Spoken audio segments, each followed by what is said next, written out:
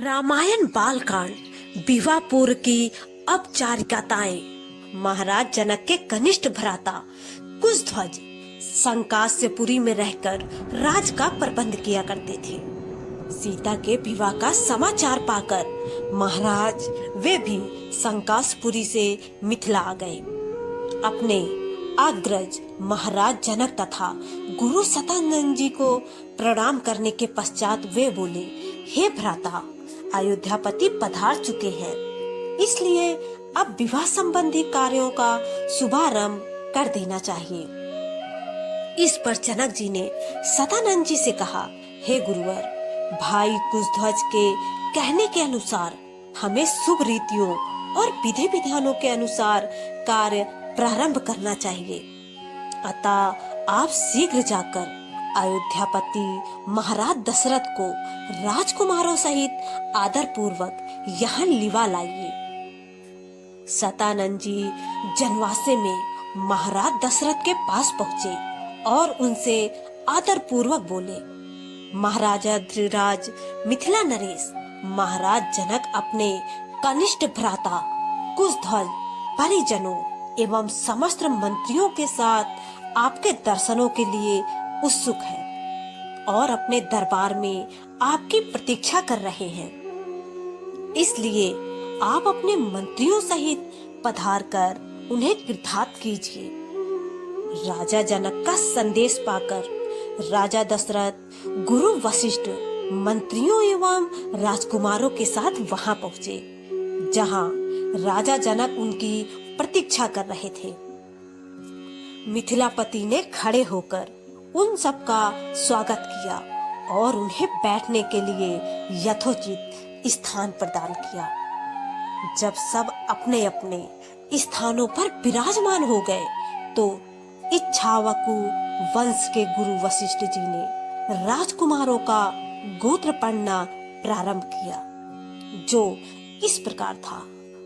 आदि रूप स्वयंभू ब्रह्मा जी से मरीचि का जन्म हुआ। मरीचि के पुत्र कश्यप हुए।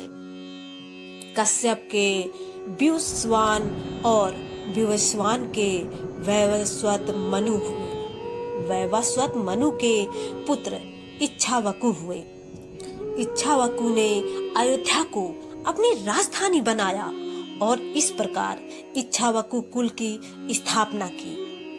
इक्ष्वाकु के पुत्र कुशी हुए। कुशी के पुत्र का नाम बिकुशी था। बिकुशी के पुत्र बाण और बाण के पुत्र अनरण्य हुए।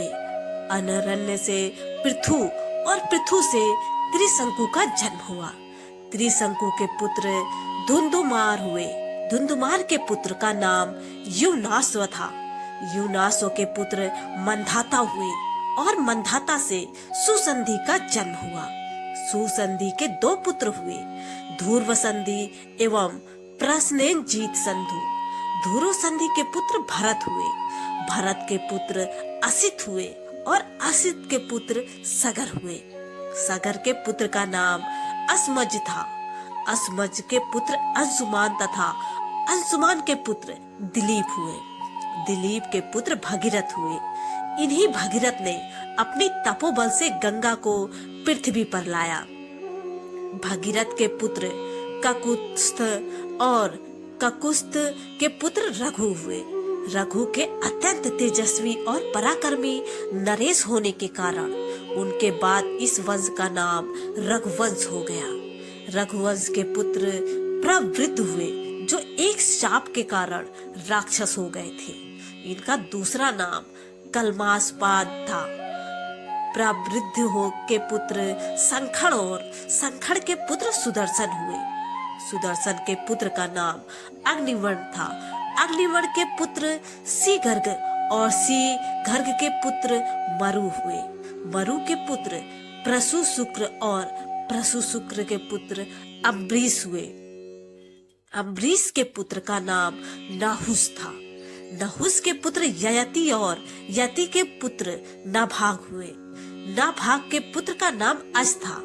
अज के पुत्र दशरथ हुए और दशरथ के ये चार पुत्र रामचंद्र, भरत, लक्ष्मण तथा शत्रुघ्न है। इक्ष्वाकु कुल का वर्णन करने के पश्चात वशिष्ठ जी ने कहा, हे राजन, अब आप भी अपनी वंश परंपरा का परिचय दीजिए, क्योंकि विवाह जैसे मांगलिक अवसरों पर दोनों ही कुल अपने अपने वंश का परिचय देते हैं। महाराज जनक बोले, महर्षि, आपने सर्वथा उचित बात कही है। अब मैं भी अपने कुल का परिचय देता हूँ। प्राचीन काल में निमि नामक एक धर्मात्मा राजा थे। उनके मिथि नामक पुत्र हुआ, जिन्होंने मिथिला बसाई। मिथि के पुत्र का नाम जनक था। उन्हीं के नाम पर मिथिला के राजा लोग जनक कहलाते हैं।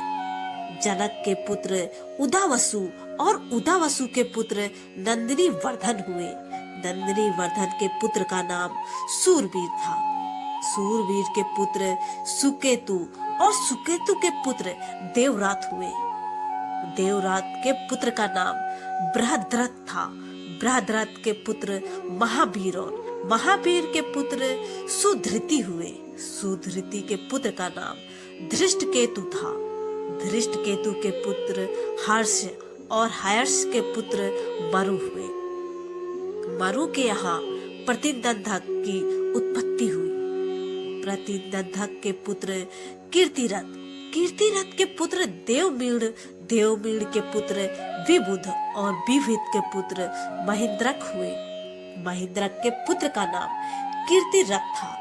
कीर्तिरथ के पुत्र महारोमा, महारोमा के पुत्र स्वर्णरोमा और स्वर्णरोमा के पुत्र हस्वरोमा हुए। हस्वरोमा के 2 पुत्र हुए।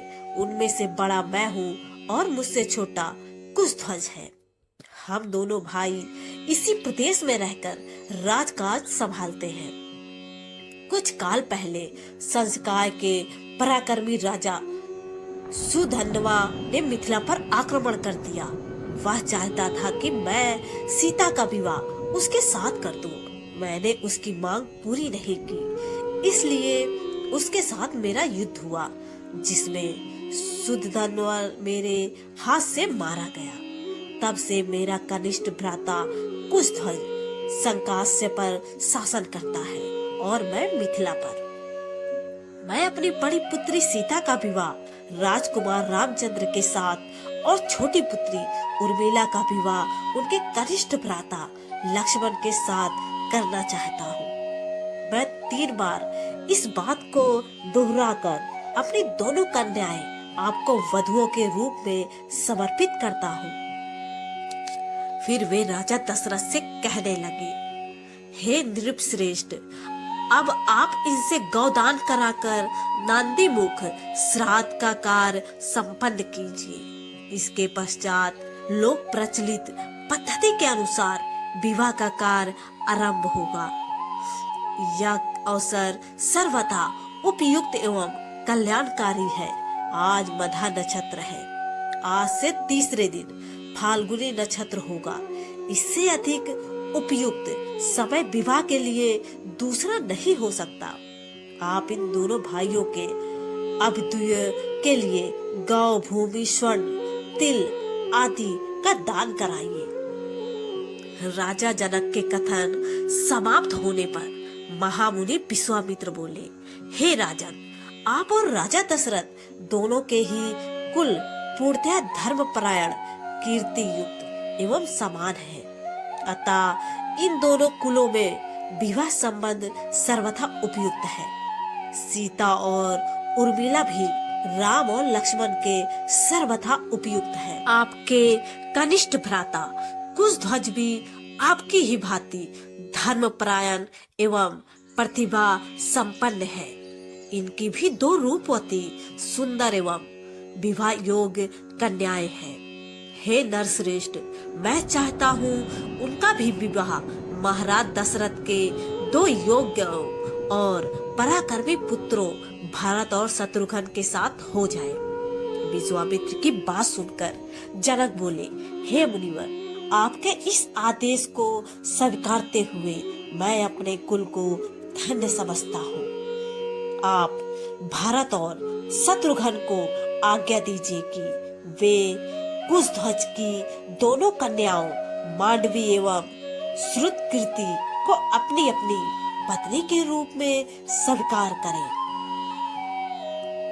इसके बाद मिथिला नरेश से अनुमति लेकर राजा दशरथ वशिष्ठ जी और विश्वामित्र जी के साथ जनवासे में लौट गए।